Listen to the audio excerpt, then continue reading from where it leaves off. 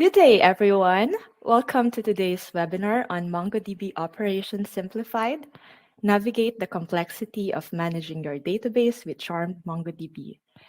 I am Michelle Antabirao. I'm the Data Solutions Product Manager at Canonical.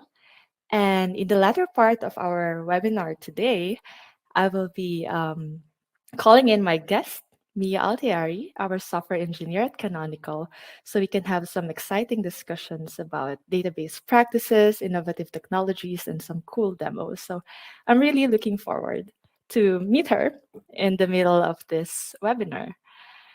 So to start, of course, I would like to showcase to you the agenda for today. Before, of course, we dive into all the MongoDB operations and how to simplify it. We will start with a quick introduction about MongoDB. As we all know as well, managing database such as MongoDB can be very challenging. So it's nice to share, what are those challenges and pain points that, organizations and enterprises are experiencing. And then afterwards, we will share to you some best practices and of course the technologies such as an operator that can help. And one example of that is Charmed MongoDB. And as I mentioned, the exciting part will be the demo so that you can see how you can kickstart the use of Charmed MongoDB on helping your everyday need for operating your MongoDB database. So any questions, please do comment in our live event in LinkedIn and in Bright Talk.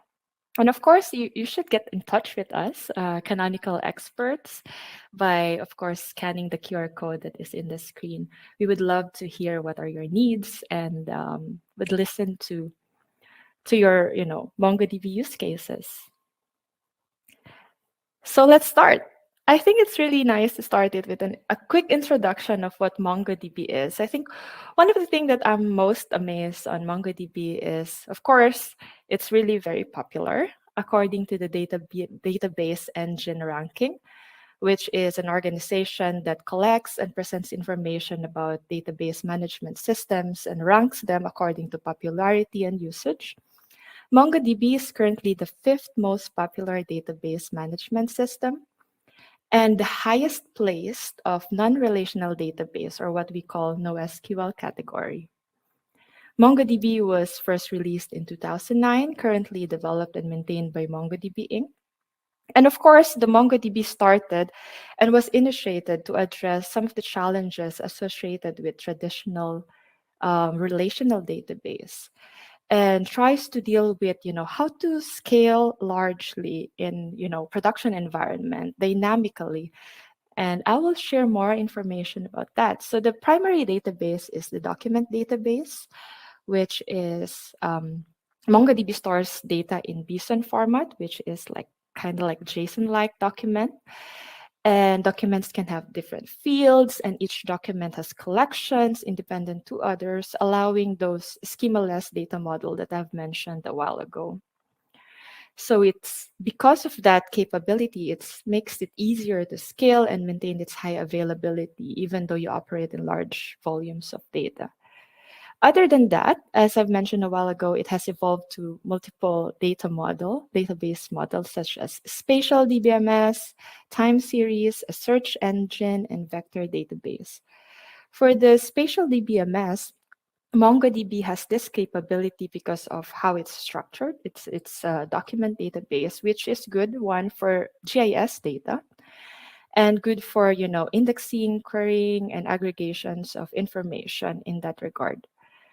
Second one is the time series, which is introduced in the release 5.0, which is, MongoDB is good for this type of use case of collecting data, metadata, measurement, and also time stamping it to when it is collected so that it can, do use cases such as real-time analytics.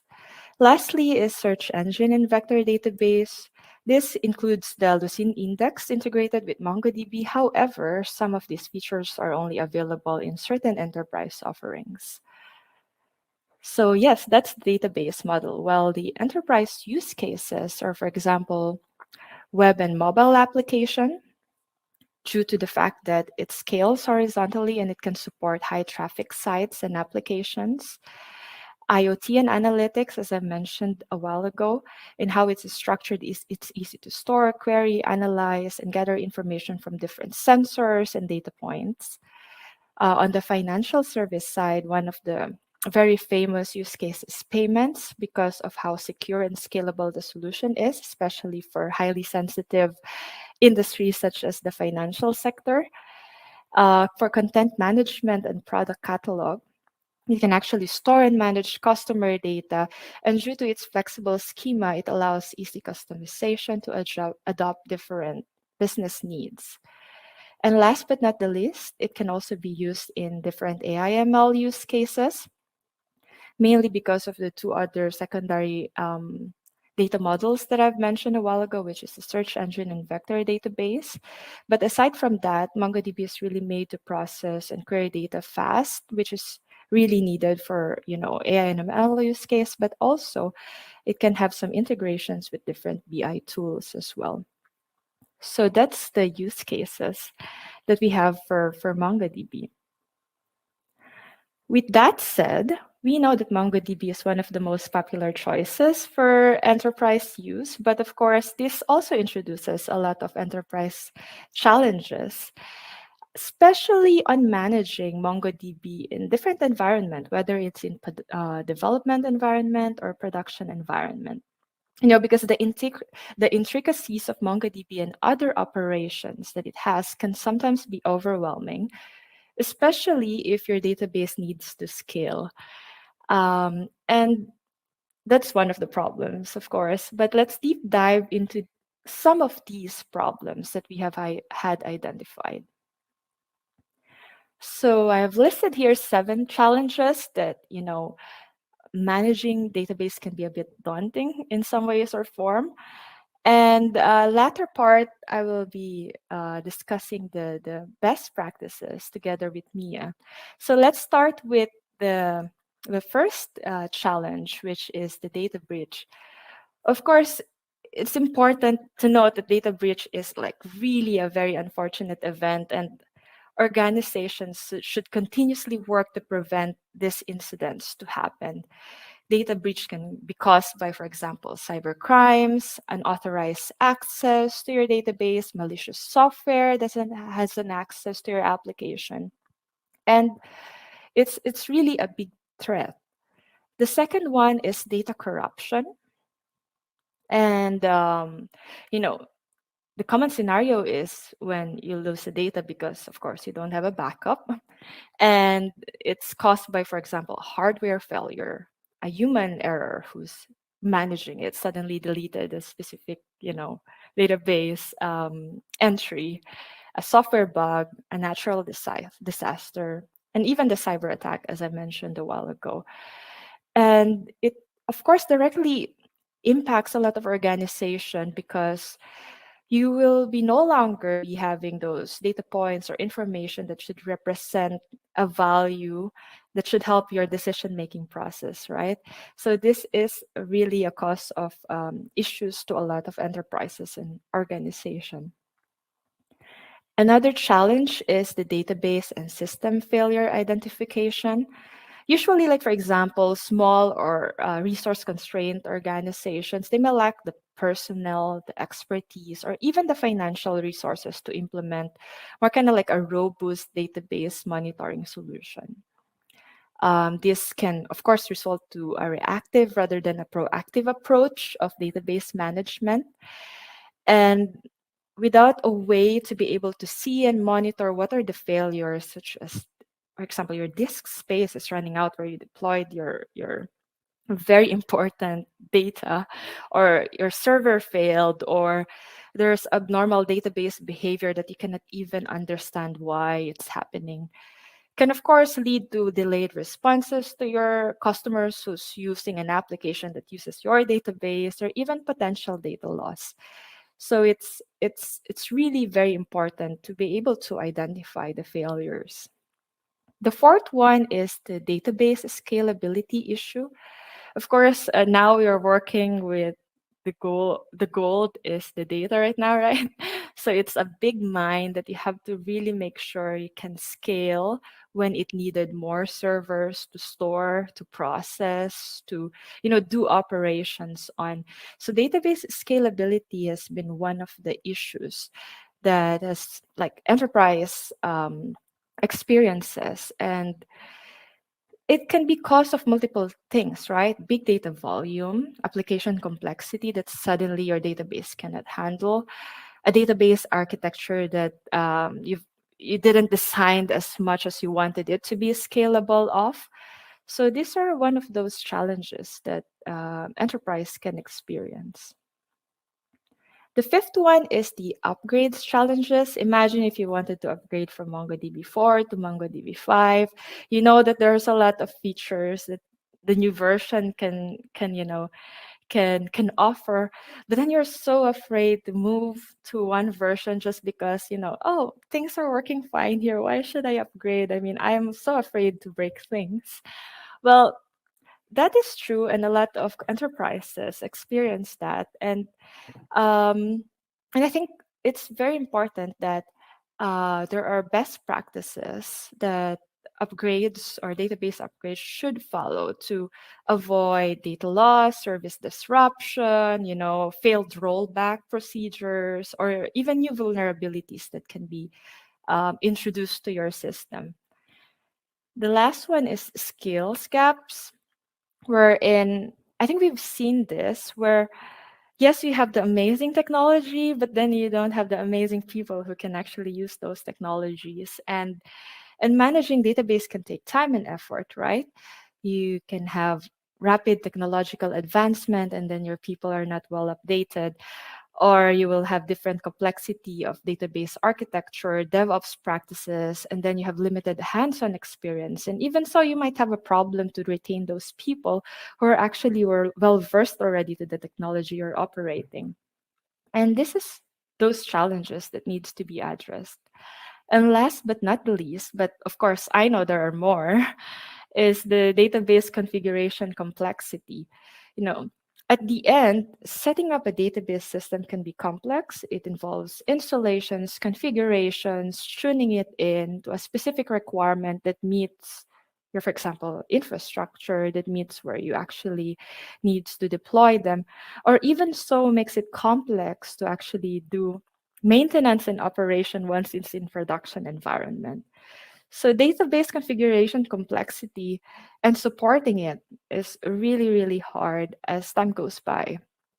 Um, so yeah, these are all the challenges, at least for now, chosen ones. And what I'm happy about is that I will not be alone to tackle best practices to actually tackle those challenges that I've mentioned today. So I will be saying hi to our guest, Mia. Hi, Mia. Hi, thanks for having me. I'm really excited to be here. I'm really excited too. We've been working to this project for a while, so I'm really happy that we can actually share it to the bigger audience. And as you may not know, but I've kind of introduced a bit a while ago, Mia is one of our inspiring software engineer in the data team. Would you like to share more about what you do and yeah, your day to day? Yeah, of course. Yeah, so I have been working at Canonical for 2 years, automating MongoDB for the cloud. And when I say the cloud, I mean GCP, AWS, also bare metal, not substrate dependent. Yeah.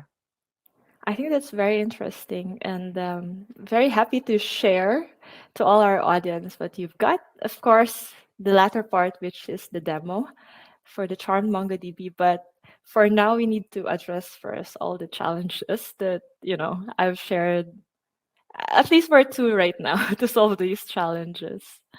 Let me go to the best practices.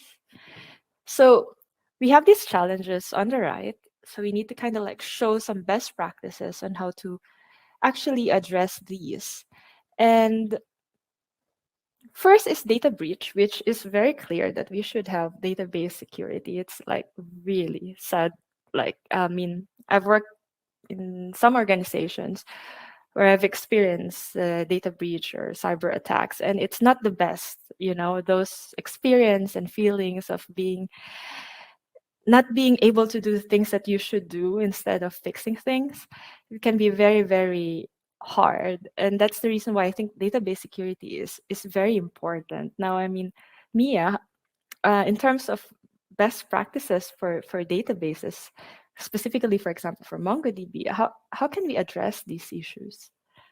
Yeah, I think you bring up a great point with how important this is, and I just kind of want to reiterate that there's many applications that you can run on the cloud, and a data breach or like a breach on any of those is very unfortunate. But with data, it's especially crucial that we prevent these. And I use the word prevent because once your data has been breached, you can't undo that. And so with MongoDB, it's important that we prevent this as much as possible. And MongoDB provides multiple ways to do this. The first being access control. So having usernames and passwords, and passwords should never be something that you set once and then never set again. Rotating those is going to be crucial. Again, another way to do this is with encryption. So MongoDB enables TLS. Using self-signed certificates will never be suitable in production environments. So being sure that you have trusted certificates and again are rotating these regularly to kind of prevent against unauthorized access or data breaches. And other than access controls and encryption, I highly suggest performing regular security audits along with upgrades, because we know software is constantly upgrading, and often these upgrades include new security features and bug fixes. And so those are going to be crucial for securing your database. Yeah, I think you have definitely highlighted what is important. And of course, authentication and authorization of your database is also very important. Where I think the data breach and data corruption kind of like works hand by hand. At the end, you can have a data corruption caused by cyber attacks, right? And one of the things to do, or like a best practice for organization to prevent this, is to actually have a really good backup and recovery plan. And what do you think, Mia, are those best practices of creating and restoring backups, for example, for MongoDB? Yeah, so MongoDB has multiple ways that we can back up a database by either communicating with the Mongo daemon or file system backups. But for the best practices of creating and restoring backups in MongoDB is doing them frequently. I can't suggest that enough, because let's say your database gets corrupted, but if you backed up last hour, then that will be fine. So kind of it's important that we're doing backups regularly. And it's also really important that these backups are on a different server than where your database is running. Say there was an ecological disaster and there's a tsunami and your server is now gone and all of your data is gone. If your backup was stored on that same server, then unfortunately your backup won't be helping you there. Something about MongoDB and also many databases is creating backups is an intensive process that also requires a lot of power. So doing your backups in a maintenance window or when there's not a high level of queries is going to be crucial. And again, doing scheduled regular backups is key. If you only do a backup every 5 years, your backup will probably be out of date, depending on the volume that you're writing to your database. So that should really be tailored to how you're using your database. Yeah, great Yeah, question, Michelle. yeah, I think like generally a really robust backup recovery strategy is really essential for any, data protection. And I think that can even mitigate the third point, which is any database failure, because then, you know, database and system failure is really important in ways that um, you should be able to monitor it, you know. Like I mean, because there's no perfect database, right? So you Yeah, have to put like really your attention, and that's why it's essential. But to be able to exactly. actually monitor and do an alerting for that, so that you are, happy that at least you're proactive rather than preventive, or proactive and preventive rather than just, freaking out in the last minute. I think Yeah, those things are needed.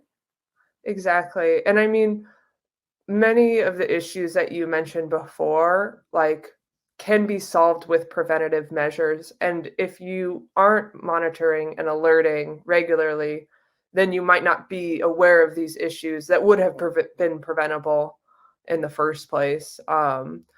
And like I said, you might need a backup because there was a tsunami and you lost your data, or maybe it was hacked, or there were you ran out of disk space, etc. So I was curious, like in regards to monitoring, what do you think are the effective practices for monitoring and alerts?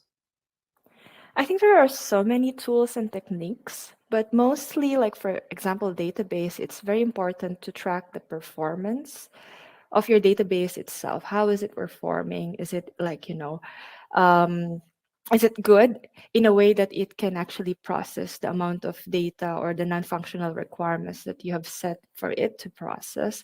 And by that means there's some sort of like health monitoring, database health monitoring, dashboards that you can create and see the latency of your database, how big is the disk space of where your database is, and is it actually running out. Those are like, if you think about it, it's very simple, but they are helpful in a way that you get informed. And there are tools, as I mentioned, like Prometheus tools or Grafana dashboards. I've heard are very great tools that you can use for doing monitoring and alerting.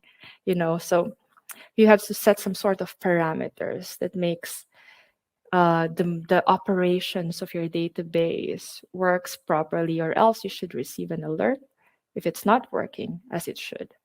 So yeah. Well, I think then we can go to the fourth item, which is the database scalability issue that can be solved through high availability and scalability. I think you have been fond of talking about high availability and sharding and all this like MongoDB terminology, and I'm very keen to ask you. Can you tell us more about those, MongoDB features that makes it highly available and scalable?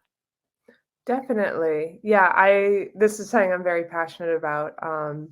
And yeah, I can kind of cover that here. So um, MongoDB offers two forms of scaling, one of which is replication, and then the other is sharding.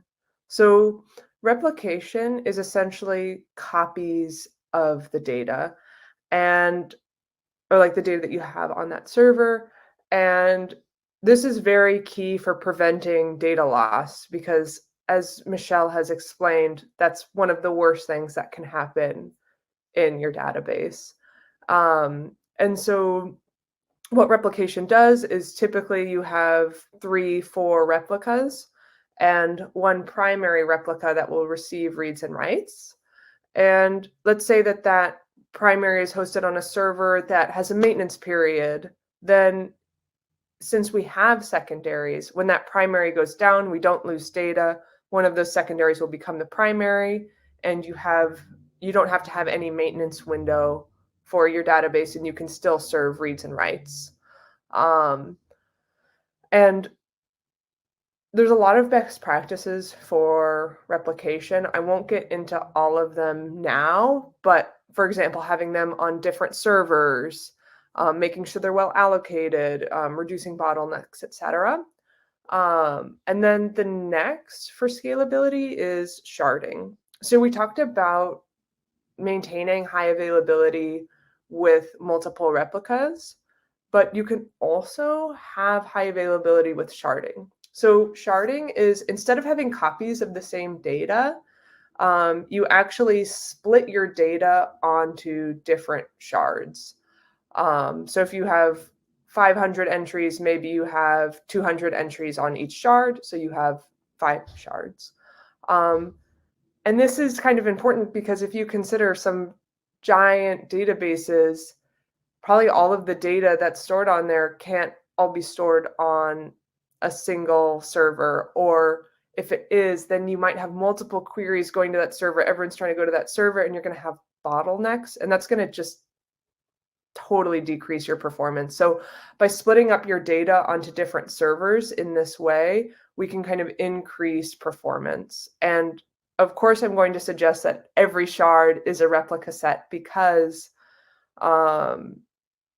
if you lose a shard, or the server that a shard is hosted on goes into maintenance, or the server has some issue, you're always going to have a backup of that shard. Yeah. I love when you started sharing a best practice where there's no way you will have a data loss, you know? Thank you so much for that, Mia.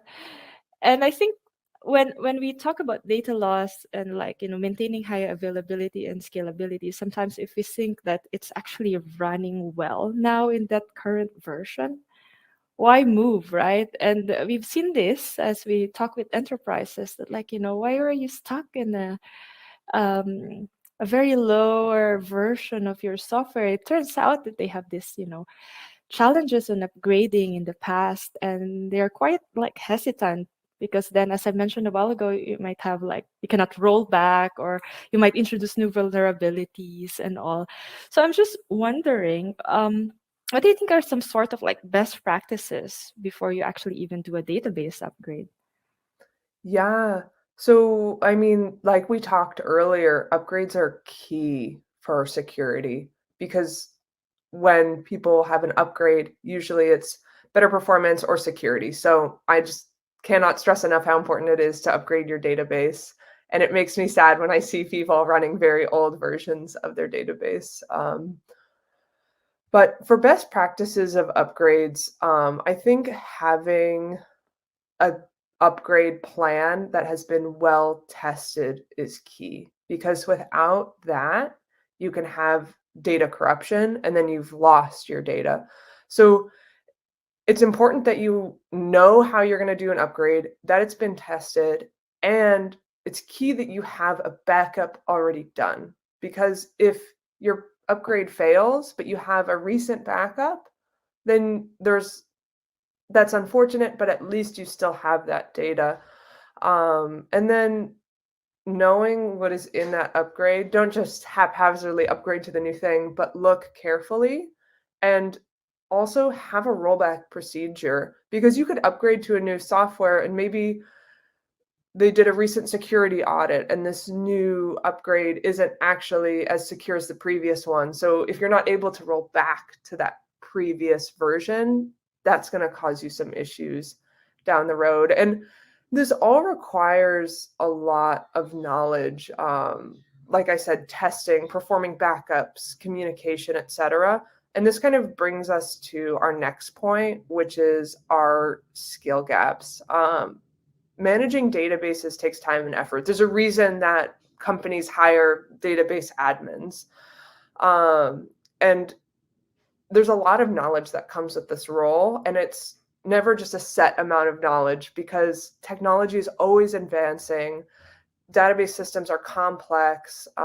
There's always new development, operation practices, etc. And finding good people for this is challenging, because not everyone has this hands-on experience. And I also want to note that it's important that your hands-on experience is with production level databases, because personal databases don't necessarily come with the same stresses or seriousnesses as a production database. And so these are all things to consider. And I'm curious, Michelle, have you experienced this problem of skill gaps in organizations that you're either working in the past or present? Yeah, I did. And actually, if I will tell you, this is like, we have been showcasing different best practices and, challenges.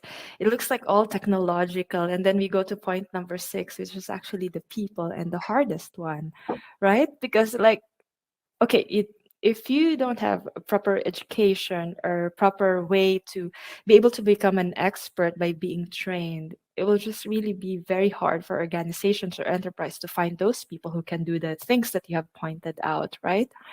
And in the past, I have experienced that, Fortunately, nothing so serious means like, suddenly the system stopped working and all of that due to issues with the skills gap or people that needs to work with. But we've noticed that it's just really hard to find them.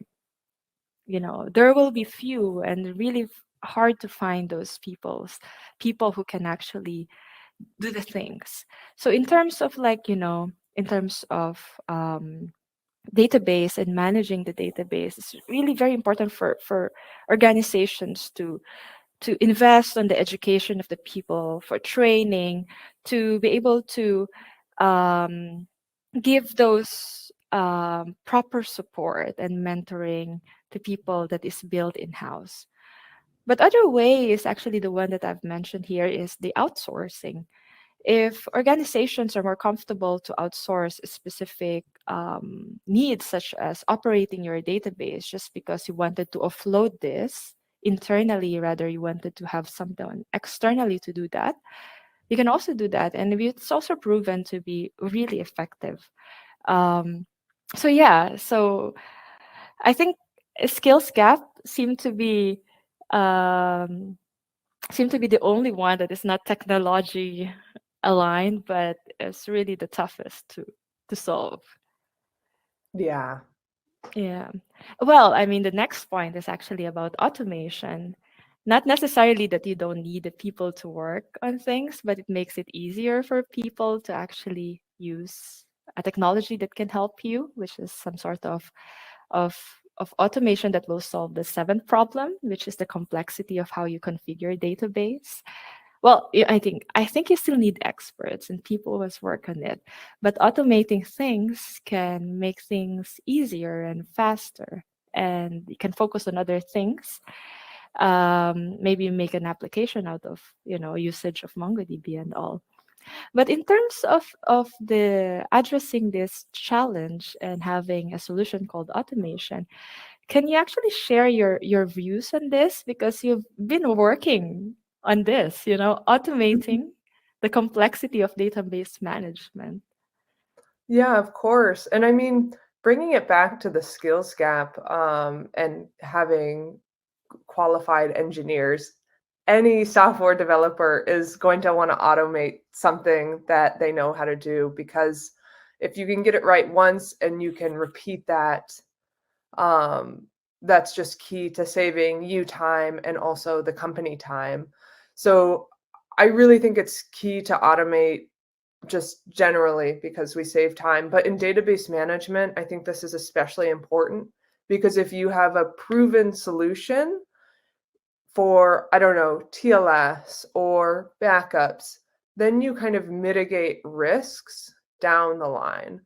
And it's not just with risk management that I think that this is important, but I think also with automated solutions, you can have more efficiency. And you can also kind of get a more reliable workflow. And this can be anywhere from your configurations to scalability. If you automated your scalability and you know that that's going to work each time, it's not going to be this headache to kind of set up every time. And anytime you're deploying any software, database or not non-database, there's concerns with operating system, hardware, other software components that all need to be considered. But when this setup is automated, you just save yourself so much more time so that way you can focus on the interesting problems or just meeting your customers' needs.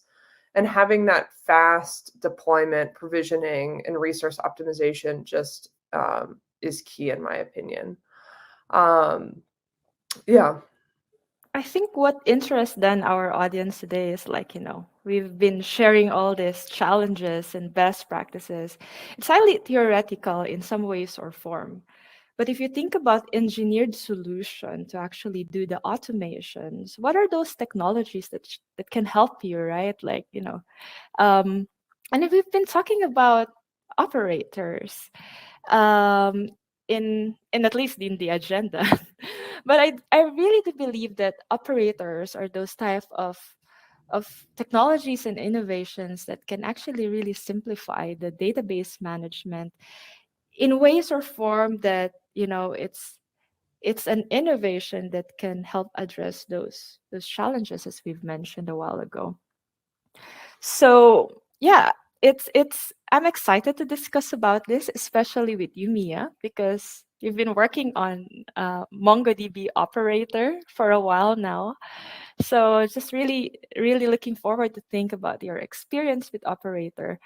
But before that, I think people should, like our audience, should know more on what an operator is and a little bit of definition. So I kind of just read it out loud now. So an operator is actually a business logic that is encapsulated in a reusable software package that automates every aspect of an application life. I felt like it's quite deep, but it has so much meaning in it, in a way that you can actually have an operator not just for MongoDB but all other application. It can actually be WordPress, or it can be Postgres SQL, or Slack, or any other applications that you can actually have a business logic in it so that it's easy to use. Well, I mean, in the context of MongoDB and your experience, Mia, maybe you can share to me how would you define operator, and what is MongoDB operator itself? Yeah, so I thought you brought up a great point there with how operators can be for things like WordPress or SQL or Slack. And essentially, an operator just automates an application's lifecycle. So, a very basic operator for MongoDB would essentially install the MongoDB software and start the Mongo daemon. And that's true for Slack, TLS, and other operators that are feasible. But I think what makes a good operator is one that's flexible. So an operator for MongoDB, in my opinion, would not only just start the Mongo daemon, but would kind of configure things for you automatically, such as replication, or you could specify how many shards you want, and it would automatically set up a highly available environment for you. And just kind of going on that further, when we talked about the best practices on other slides, we mentioned things like it's important to have encryption, backups, etc. And I think a good operator would kind of have that backup logic integrated so that it just makes it even easier to create backups. Because again, when you have an expert automating something for you, you have this guarantee that it's going to work, which is just going to give you a more efficient software, but also more reliable. And in my opinion, reliability is one of the most important things when it comes to databases because you don't want to lose data. Yeah. I think it's very interesting to see like how an operator can be very powerful in terms of, like, at least in the database perspective, as you mentioned. We mentioned there's an issue in the scalability, and how can we automate the high availability and sharding in a way that it's easier for any database administrator to actually operate it, and will not be a headache for them to do it, to scale it horizontally, your database. So it's actually very powerful, and I'm actually like trying to like align all those challenges and best practices and what operator can do. And I think what operator cannot do is the skills gap. In some ways or form, we needed people to be trained, but we can of course train the people to use the operator. That's one thing, so that they can be more trained and more effective in the use of the databases. But what I meant is, like, we cannot really solve the issue of, like, really there's really scarcity of people who are very experts on things right now, especially technical aspects. Yeah, very, very interesting to share your views about Operator. And I think one thing that makes it even more interesting is that Canonical has a project which we call Charmed MongoDB, which is the operator that we believe you will need to manage your document database that contains all those needed operations that you have to have when you wanted to use MongoDB in any environment, whether it's you know production or in development environment. It of course has those MongoDB operations, automation such as user management, high availability with replication, sharding, easy to use application integration, um, security such as TLS, backup and restore, and even observability. So you can do monitoring and alerts for your database management. Another very interesting characteristics of the Charm MongoDB is that it can actually run MongoDB on any cloud. I think the ability to run your database on any cloud is kind of key for enterprise security. Yeah. Yeah, and I think if you think about it, if you can actually have MongoDB run on either a physical machine, a virtual machine, or even in any public cloud, such as the most known and reliable public clouds like AWS, Azure, Google Cloud, it just makes you feel like, you can actually deploy your database in multiple systems and you're just safe. Maybe more kind of like on the data loss discussions as well. Can be a very good way to think about it because then you know that it's deployed in a specific region for a specific cloud provider. So yeah, I think this value proposition has been very, very relevant to a lot of enterprises. And the last one that I wanted to highlight for the Charm MongoDB is that Charm MongoDB offers an enterprise security and support for up to 10 years. So alongside with making sure that you have level 1, level 2, level 3 support that you can call if you have problems, but at the same time, you will have 10 years security patching for your MongoDB application, especially for critical vulnerability exposures. That will be really, really helpful for organizations who's very keen to run MongoDB in production in, a highly um, highly infrastructure that is designed to run very important applications.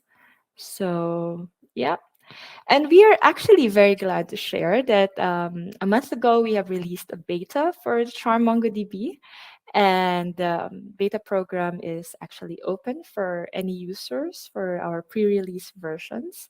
So you can just scan the QR code here and learn more how to join our beta program. We would love to hear your feedback. How was the how did you use it? Did you find it helpful in your use cases? And reach out to us and feel free to give us feedback. So I think that's the highlight of like just really sharing to the community and to our audience that we have this beta release for Charm MongoDB. And now, that's the most interesting part, which is the demo that you will be doing, Mia. So before we start the demo, can you just give us a bit of a quick summary of what you will be showing? Of course. Yeah, I'm very excited to show the demo. So we are going to show the demo for Charmed MongoDB on beta, and this runs MongoDB 6. And I'm going to kind of walk through some of the features that we discussed earlier for database best practices following our official tutorial. And in the demo, I'll show the tutorial and you can visit it on your own as well if you would like to read more of what exactly is going on and read the steps and actually recreate it for yourself. But so just to be clear, we're going to cover replication, TLS, accessing the database, etc. So yeah. Interesting. Thank you so much, Mia. And so I think it's time for the demo. Start the demo with the documentation homepage. And from here, we can navigate to the tutorial. This page kind of gives an introduction of what will be covered, and we'll start with setting up the environment. So we're going to use an LXD cloud for this, meaning that all the containers running MongoDB will be LXD containers. And here's some commands to kind of get those set up. And then for the container management system, we'll use Juju. Juju is just, like I said, operational lifecycle manager. So it's going to manage our LXD containers. It's installed using a strictly confined snap. So we just have to quickly manually make this directory. And then we'll get up our controller that'll manage our LXD containers. This command takes a little bit of time, so I've kind of fast forwarded it here. But essentially the job of the controller is to allocate LXD instances and send certain life cycle events to the container, like start, changing of configs, etc. While the controller is bootstrapping, I'll kind of explain the next step, which is adding our model tutorial. And the model is going to be the space in which we deploy our replica set. So you can see now we've successfully bootstrapped our controller, and now we're going to add this model. And we get our confirmation that the model's been added. If we want, we can kind of see what's in the model. We do Juju status. The model is empty. Makes sense. We haven't deployed anything. So let's move on to the next step, which is actually deploying MongoDB. So here, we're going to deploy 6 beta, and this is going to deploy MongoDB on our cloud, and we can kind of watch that status. We add the flag color, the option color here, so we can kind of get an idea. And then I'm just going to kind of fast forward the time here so we don't have to wait for the LXD container to be initialized and allocated. So you can see now our replica is walking through these lifecycle events. It started, and it's now active and idle. And so now what we can do is access MongoDB. So this part of the tutorial, we actually access MongoDB via the operator user. I would not recommend doing this in a production environment. Instead, you'll want to create a separate user, which we will talk about later in the tutorial. But for this case, we're going to access the operator user and set up some environment variables to create the URI. So we first get the username, which is operator, and then the password. This uses the Juju command, get password, or the Juju action, get password. So now we have that password set up. And then you need the IP address of your container. So we'll export that IP address. And then the next thing we'll do is our DB name, which is admin, because we're accessing the admin database, along with the replica set name. The replica set name is just the name of your application. In this case, it's MongoDB. And so now we can kind of combine all of these things together to get our URI, and that will print it out. And now to access MongoDB, we need to use the MongoDB shell, which is installed in that LXD container. So we'll use the command juju ssh to get in that container. And then we can use the mongosh command like this. Charmed MongoDB is just the name of the snap. So in this case, we're using mongosh from the snap and then entering our URI. And here we can see that we are now using the Mongo shell and that we're connected to the primary replica. So now we can do things like MongoDB commands like show DBs. We can use a database. If we wanted, we could create a user. So this kind of gives a confirmation that the user has been made. Yeah, so now we would exit the MongoDB shell, and then we're back in the Juju unit. I'll kind of clear the screen here, and we can go on to the next step, which is managing units. So in this case, we could add, we have to exit out of the MongoDB unit. And now we can add our replicas. So in this case, when we did Juju add n-2, we're saying add 2 units of MongoDB. And in this case, a unit is a replica. So now we went from having a 1-node replica set to a 3-node replica set. And we can now see that they're all active and idle. And now we'll connect again using the URI. A fun fact about MongoDB is that you only need one valid IP address to connect. I would say typically you should use all 3, but for the sake of brevity here, I'll just connect with 1. And yeah, we can see we're now connected, and we can do a command like rs_status. This will show us the replica set status. What we can see here is that we have 2 secondaries and a primary replica, and all these other sorts of information like health, heartbeat, etc. So yeah, that's kind of how you would add replicas. So now we can exit the MongoDB shell and the MongoDB unit. And if we wanted to remove a replica, we would do the command juju remove unit. And you can see here in juju that the units are now executing this code to scale down the replica set. And once that's settled, we can go back into our container to kind of verify it, which we'll do again by SSHing into the LXD container and running our same command to connect to the URI. And now when we run rs_status, we should see that there's 1 secondary and 1 primary instead of 2 secondaries and 1 primary. So now we can exit Mongo shell again, exit the MongoDB unit, and kind of clear out the screen again. And then we'll go to managing passwords. So we can get our password by running the command get password. That was what we used earlier when we created the MongoDB URI.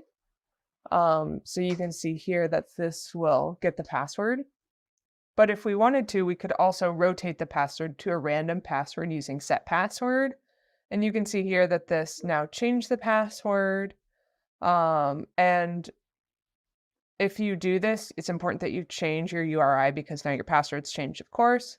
But we can also set the password to a specific password by passing the password option here. So I'll just call it my pass here without the dash. And now this should show that, in fact, the password has changed and it's called my pass. And yeah, like I said, you're going to want to update your URI because if you don't, then it will use the old password and you won't be able to get authenticated to your MongoDB deployment. So yeah, now let's talk about relating to the MongoDB deployment. I'm just going to kind of clear the screen. So there's a lot of different relations you can do. In this case, we're going to go over the data integrator charm. This automatically creates users for us, along with automatically creating databases with our desired permissions, like do you want admin permissions or read-write permissions, etc. So to do this, we'll deploy the data integrator charm, and we'll kind of watch that and wait for that to come up. Again, earlier we manually connected to the database using the operator user, which, like I said, was dangerous. So I'd much rather suggest to do this instead when you want to access your database. So here now you can see we're going to integrate the data integrator charm to our MongoDB deployment, and we're going to wait for this to settle for them to all be active and idle. And then we can run this command get credentials. And this is super cool because you don't have to manually create your own URI and find the password and the username and all that stuff. Get credentials just automatically does this for you. And you can see the URI right there. And so, yeah, let's actually use this URI. Like before, when we want to access MongoDB, we will SSH into this LXD container with juju SSH. And then we'll connect using the mongosh command to access the MongoDB shell. And it's important here that we use quotes around the URI due to some of the characters that are in the URI. Bash doesn't really like it. So in this case, we can see that the charm automatically created a database for us called test database. And so yeah, let's write in this database. We can create a collection called test collection and verify that it in fact exists. Let's see, perfect. And then we can even insert data into this database. So let's insert jammy jellyfish into the database. Perfect. So that was acknowledged by MongoDB. And now let's just verify that this document was in fact inserted by using the MongoDB find command.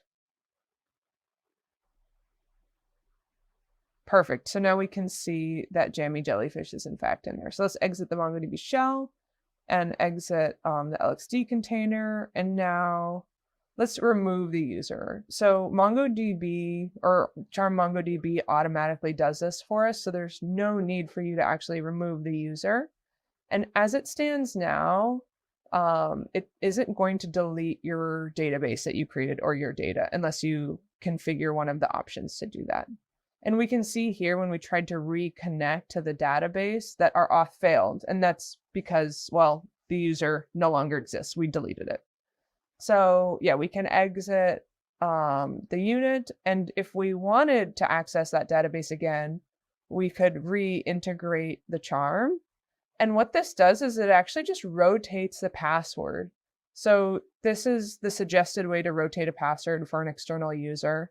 So when we do get credentials again, we'll see that the password has changed, which is why you wouldn't want to just SSH into the container again, because the URI will have changed because of the new password. And so, yeah, let's SSH in and then access the URI with this new password. We can't forget to put the quotes around it, otherwise it'll get mad at us. And perfect, we can see we're still connected to the test database and that our data wasn't deleted. And we can verify our data exists. Perfect, jammy jellyfish is still in there. So yeah, that's how you would kind of rotate your password or remove and add users. And now let's get on to the next step, which is enabling security. So for Charm MongoDB, we enable security using TLS. And for the sake of this tutorial, we're going to use self-signed certificates. Obviously, self-signed certificates should never be used in a production deployment, but it's fine for this purposes of this tutorial.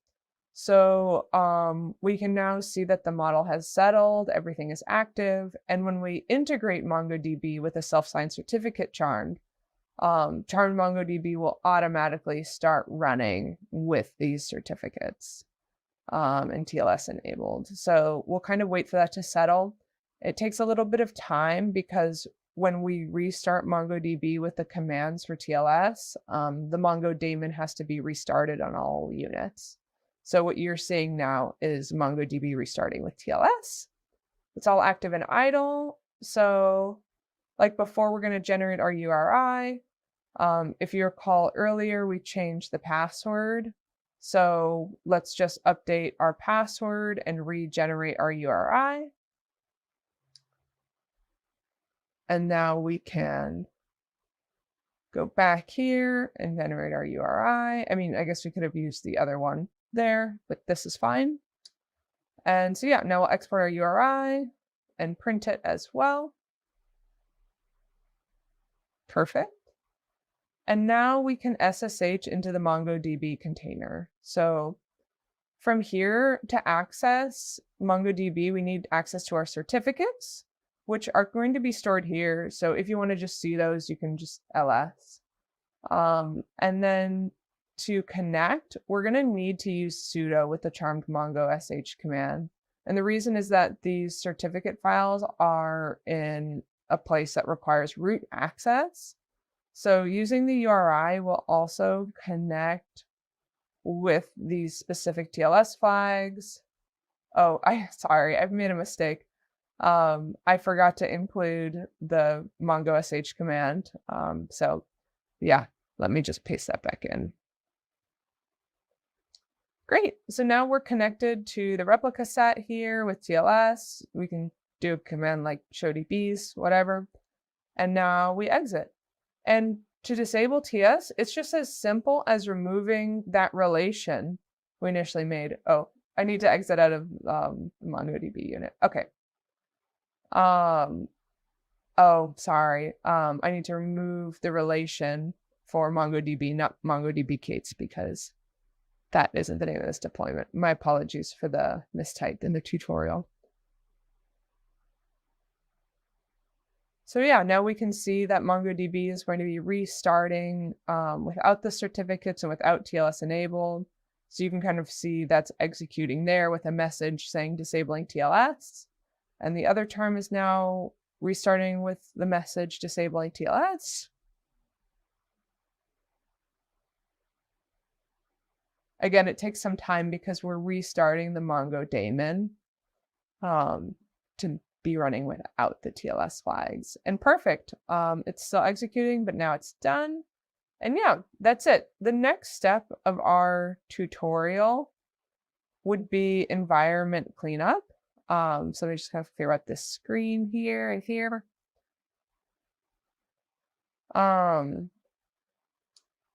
So this part of the tutorial will tell you how to clean up your environment, and it says how to remove the Juju controller and the snap.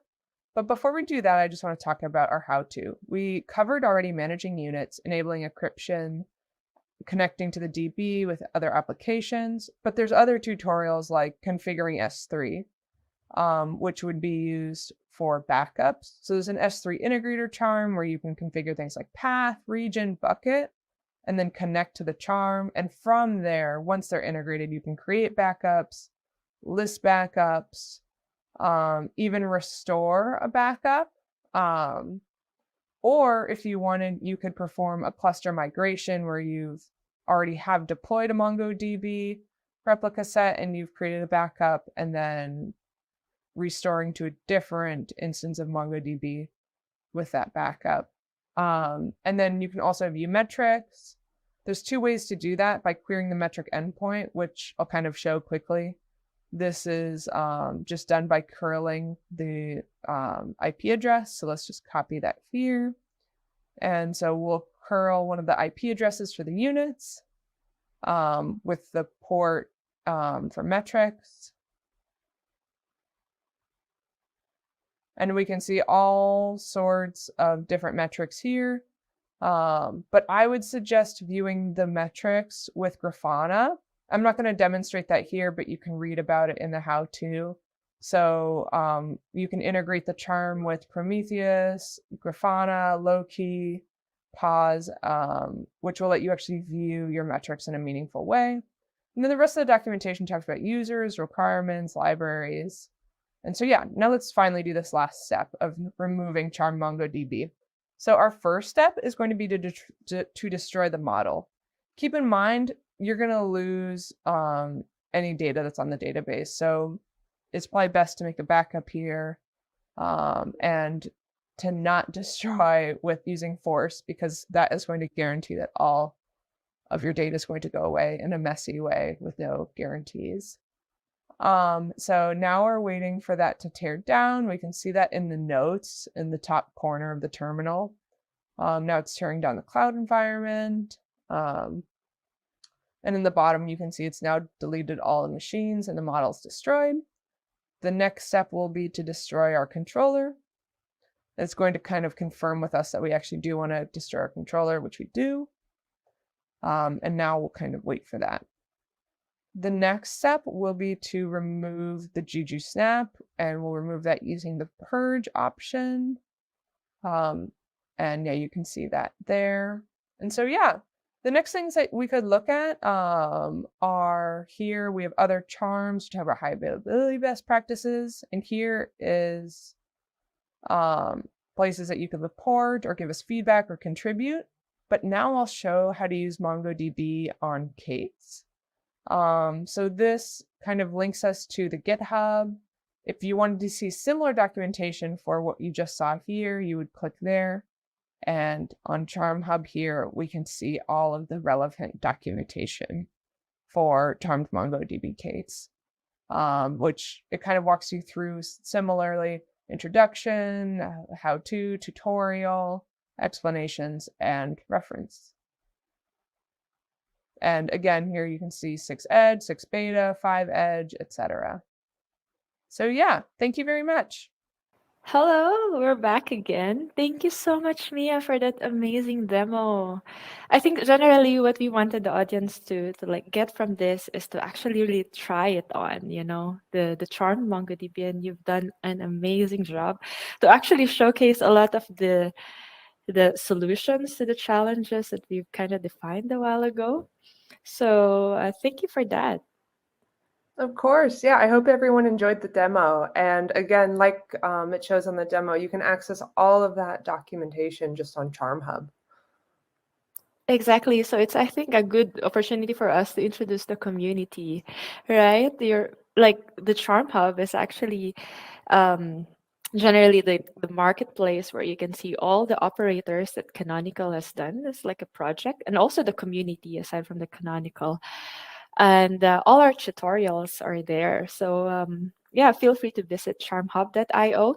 But other than that, we also post a lot of forums and discussions about different operators, including MongoDB, in our discourse channel, which is the link that is showcased in the screen.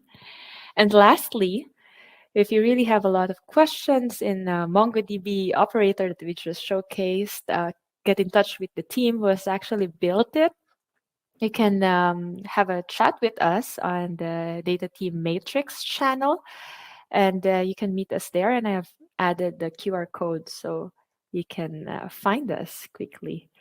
So, yeah, that was the community. And me, I have been actively working with the community for a while now with the Charm MongoDB and all. How was your experience so far? Oh, it's been so great. I'm always happy when someone either opens an issue on GitHub or creates their own PR or just directly messages me on Discourse or Charm Hub. I really have enjoyed working on this product and I thoroughly enjoy helping people on it. So if there's any questions at all, I'm more than happy to answer on either Discourse or on Matrix. I'm available. Thank you so much, Mia. Thank you for that demo. And that ends our webinar. Please don't forget to reach us out also in this QR code if you have any other questions and all. We'll be very happy to assist you. Thank you, Mia, for joining me in this webinar. I really, really enjoyed it. And yeah, hope you have a nice day.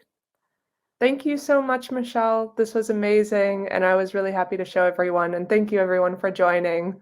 It was an absolute pleasure.